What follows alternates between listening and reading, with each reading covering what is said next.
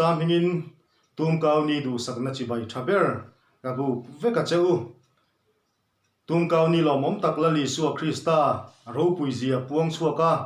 lal ani na te puang chuaka Jerusalem alu na ni hun lo mom tak Palm Sunday tum kau ni kan ti chu kan lo thleng le ta a kumina COVID-19 trileng te awanga mani in luma tum kau ni te manan an ngai ta chu ako har tha kang reng khop maya amai ro chu voin huna hian na biak buk thiang hima te lali suwa choi mo in tum kau choi in kal thei lo ma ila kan thin longa hian lali suwa Krista lala lo lu chuan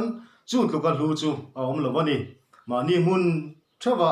lali suwa Krista choi mo ya lali suwa Krista lu na tla ka in ti thiang lim turin in buat sai thar le ilangin a thawo me pathian le khat bu thiang lim kan chiaranga tu toi te han soi chua lok kan duani chanchin tha lu ka zia bung som pakua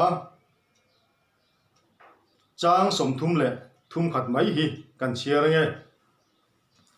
in mazon khuwa son vakal ta ula chu ta chuan in lu tirin sabeng tung no thun tu mala chuan ngai lo na in ba muwang chu phel ula han kai ro u tin tu point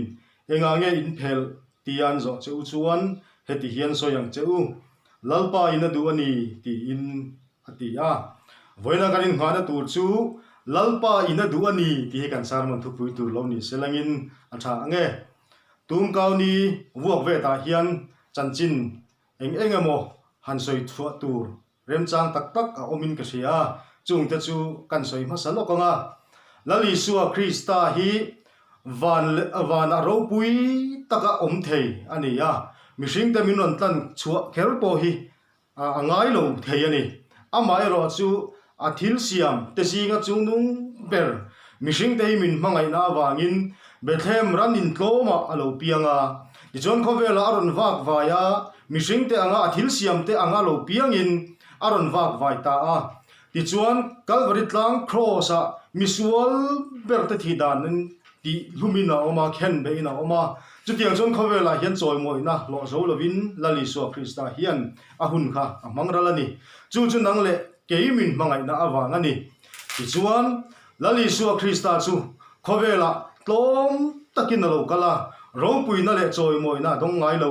tichuan Jerusalem a khan lalani zia lan tirin voi khat chia lali so ka choi moi ho ve ani chu ni ro pui tak mai chu voina hian kan lo thengani ti hi ria ila kan tin lung chunga hian lali so lal bera lo tang thar le ro se lali so an choi moi na kha tum kau ania tum mi soi tur tam taka om thea toy te han soi su lok kan duwa tum thing chu thaler ngam takania tuipo apai tama tin thia thing thang duang tak ani bokani antia chu chuan en tir su lali su Krista ring tu te chu kan thang duang turania than chol kan nei ve turani lova lali su ring tu kan lo ni atra kan thi ni thangin lali su tan kan thang zel turani ti himin en tirani tin tum kau te tum thing chu thing lian ania om khawa a ngeta atluve mai ngai lovani chutiang chia chon lali su Krista ring tu te po kan nget turania kan tlumai mai turani lova thina a chema tlumai mai thei tur kan ni lova nget takin lali su Krista tan kan ding turani ti te en tirani tin tu ma chuan tu ma chuan in azar te tha sawa te nungcha te khatiang chi te pon chol ha dam nan an mang thina adai rim noya te po mishing te nge pon chol ha dam thina ni chu chuan en tira chu lalpa ring tu te chu midang te tan ha dam na midang te tan chol ha dam na tla kan ni turani ya midang te tan mal som na kan ni turani ra chua tur kan ni midang te tan chol ha dam na tling kan ni turani ti te ya en tirani chutiang chon tum thing hian en tiro pui tak tak ani tin pakhat le chu tum chu thing thang du tak ani awangin avela nim le bon thing nim ten khatiang te khan adi bral mai thei ve lovani chu chuan en tir chu lali su ring tu te chu khatiang thil khovel thil le engamo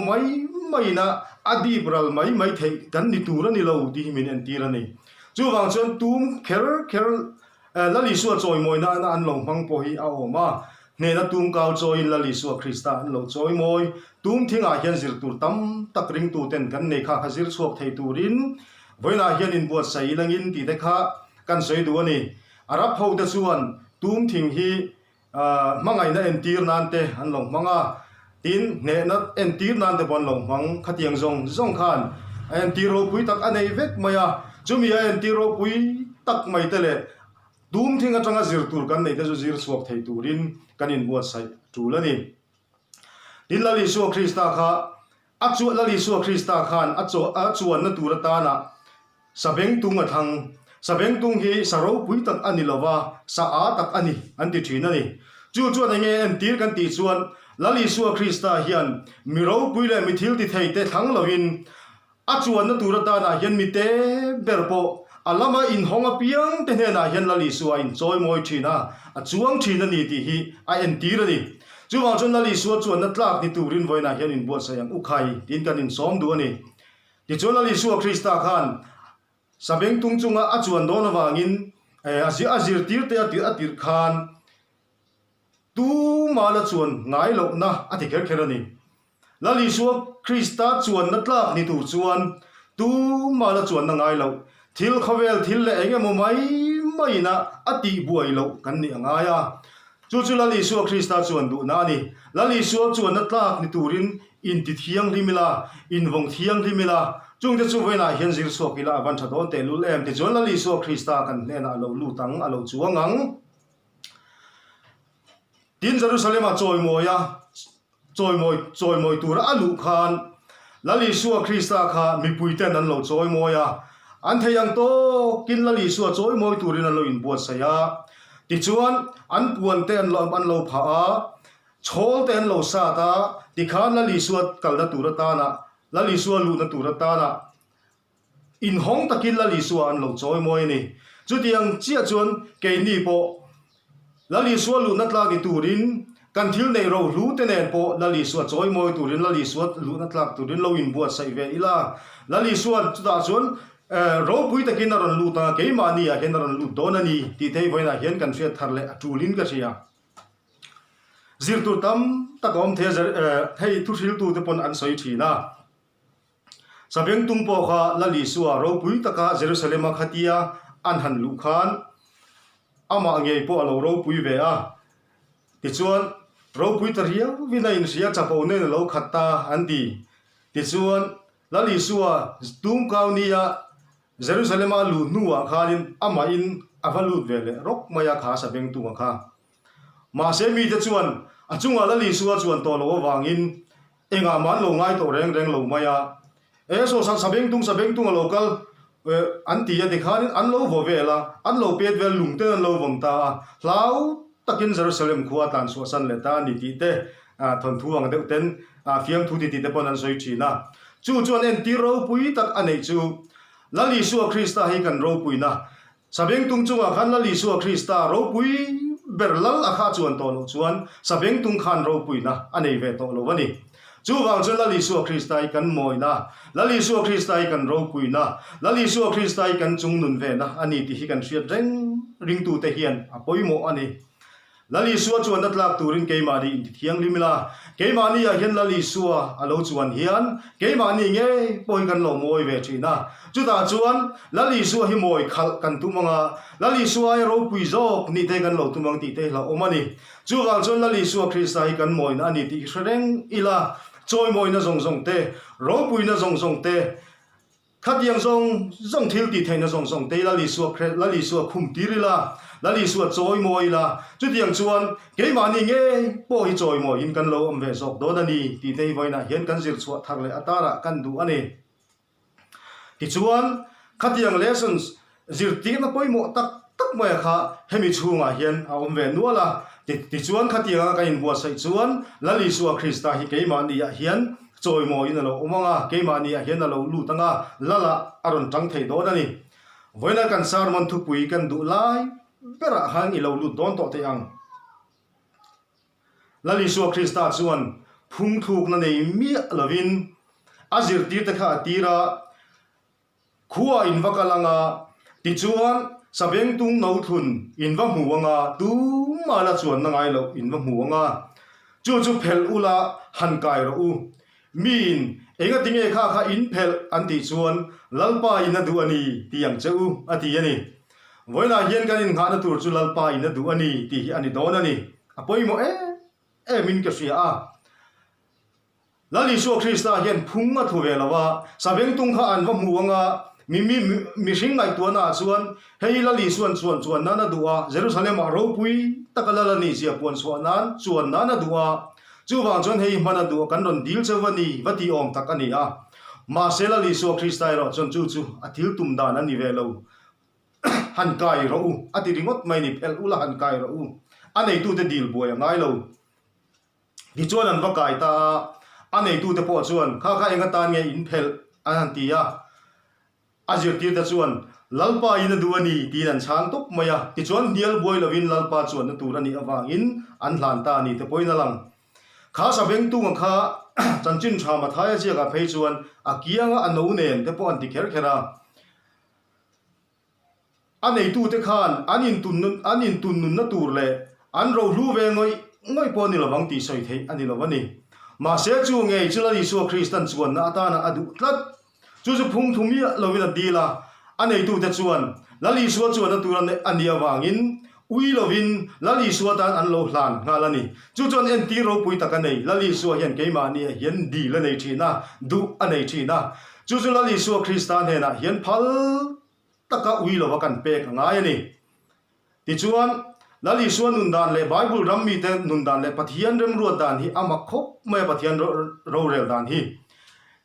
zolne Eliza Khan Zarephat meichian hena po khan chang phut vei khat lek afa pa ne na an ei tur om sun an eya kan thi to mayang an ti sun ngoi kha Eliza Khan a dil tlat mai ani ma se chu Zarephat nu chuan mei thai nu chuan ui lovin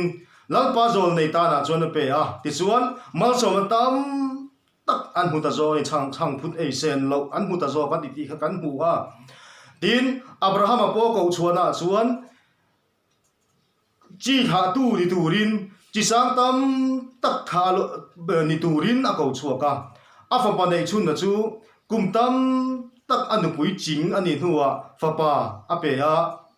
ti chuan afa pa nei chun na chu alo piang ve a mangai em a ma se hal ral thilana hlan turin an ti tlat mai ani chu ta po chuan lalpa fi na Abraham a chuan a pal tlanga lalpa thuani awangin afapa Isaka chu tlanga an hruai ta a halral thillan halan turin an hruai ni khati hun laia te khan afapa in an zo te khan chan har om mange kapa mele thing chu oma halral thillan tur beram no chu khoya nge a om an tiani chu Abraham tan chan har sat dan tur che kha kan han ngai tu thina ma se chu ti chung po chuan Abraham chuan lalpa lalpana ko dan ani mio wangin afapa chu halral thilana lan turin ti tlana wangin ui lovin akal pui top mai ani ti chuan ahun taka lali suwa Krista chu lalpa chu aron in choi moi ta a afapa hlan ngai lovin mal som tam zo alo muta zo kan ni ti the kan hu ani lalpa fi na ro pui ta alo pal tlang chu tiang chu Bible ram mi den nun dan te lo ni a lali suwa Krista hian kan du lai ngoi kan mo lai ngoi te hi adu ve tlat mai thina kan that lai hun te hi duwa kan sum le pai te kan ro lu te po hi ama choi moi na tur ta na minul deal don ani chu huna chuan sabeng tung nei tu te ang khan lali suwa chuan na tur ani awangin lali suwa na du awangin lalpan na du awangin ui lova an pe ang khan voina hian he tum kaw ni ro pui tak lo thleng lali suwa kan choi moi na nia hian lalpan adu ani chuan keimani kan taksa nge mai te le kan sum le pai te kan ro lu nge te po le engkim mai hi lalpa ta na pe phal turin lalpa ta na hlan phal turin kan in buat sai poi mo ni chu nge mai chu lali suan minzir tir ro pui tak mai he tum kaw ni hi chuan ani ti kha kan ria thar le atulin ka ria a chu ta chuan lalpa mal som na chu atakin aron lang jok thina ni Zarephat mei thai nu ne na polal pathian hau sakna alo lang ta a anei chun po ui lo alan palawangin ti chuan Abraham ange po in afapanei chun chu uilova hlan phalawa hin mal som tam zo alo dong ta ani sam zia ka chuan heti hian kan hmu a lalpa hau sakna tem chin tu te chuan mal som tam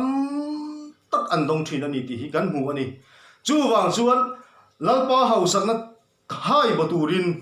lalpa mal som tam zo dong turin voina hian ring tu te hi he choi mo nani Hela Yeshua Krista Jerusalem lala alut nani ninge a hian lalpa na du apiang te chupe phal tu rin bo saila hosana tin la Yeshua choi moi satlia tu mai ni lovin lalpa ta na in hlan phala kan ro hlu le kan nei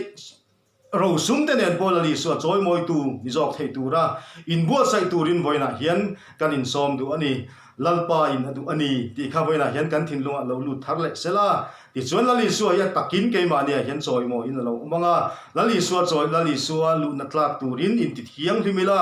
la Yeshua lu na tlak turin ke ma ni hi in vong thiang hlim thar le ila in hlan tharila kan jinga la Yeshua lo lu tanga kan chung kwa kan ko thana kan rawa hian la Yeshua Krista choi mo in manga la Yeshua kan jinga lo cheng don ani lalpa ina du ani ti nun nei thar turin voina hian voina tum kau ni mang tu zong zong te la Yeshua Krista min kan ngianin kan cha du chewani lalpan in za in mal som chewro se amen.